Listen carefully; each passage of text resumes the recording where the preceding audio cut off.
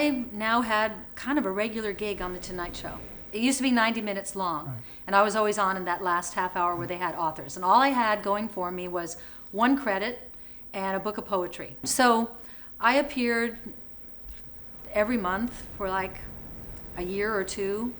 Unbeknownst to me, one night, Fred Silverman, who was then the head of ABC, and he was a particularly powerful head of ABC.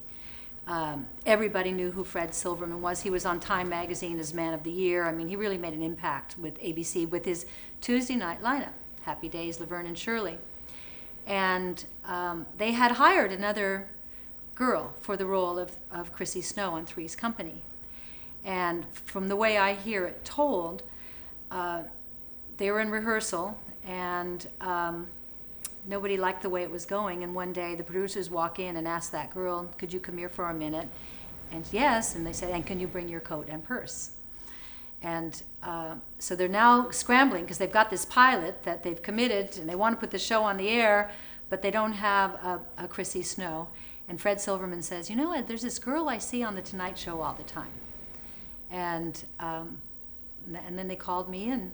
And the day before, I had been in an airplane in the Caribbean that was announced it was going to crash.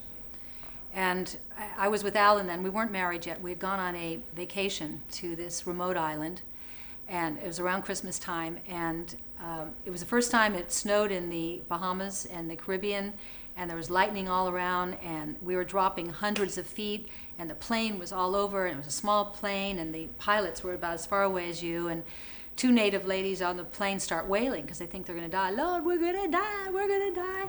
And Alan and I start saying our last words to one another, and he happens to mention we're over the Bermuda Triangle we're told to put our heads in the crash position. And I'm thinking, I can't believe I'm going to die. And somehow they landed, they foamed the runway, and they landed. And you know, when your plane lands, you get off the plane and you don't look like you've just been through a near-death experience.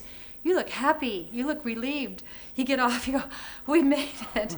So when I got home that next day, my then manager, I was her only client, she said, I got this. She talks out of the side of her mouth. You know, this show called Three's Company, and they're really interested in you. And I said, you know, I almost died yesterday. I've been thinking about what I'm doing. I'm not going to make it in this business. Nothing ever works out. And I decided on this vacation that I'm going to teach cooking, and I'm going to take in students in my kitchen, and I'm going to write poetry. And that's a nice life. And I'm going to marry Alan. And I don't want to go on any more interviews. I've just been chasing it, and the rejection's kind of getting to me. She said, well, can you just go on one more? So she talks me into I go on one more, and I went to this interview not desperate. If anybody is going to this business, that's the key. You go into these interviews not desperate. I didn't want it. I didn't care. It was just, where? You want me to sit here? Okay. What do you want me to do? And I read, and I go home. Again, I walk in the door. The phone is ringing.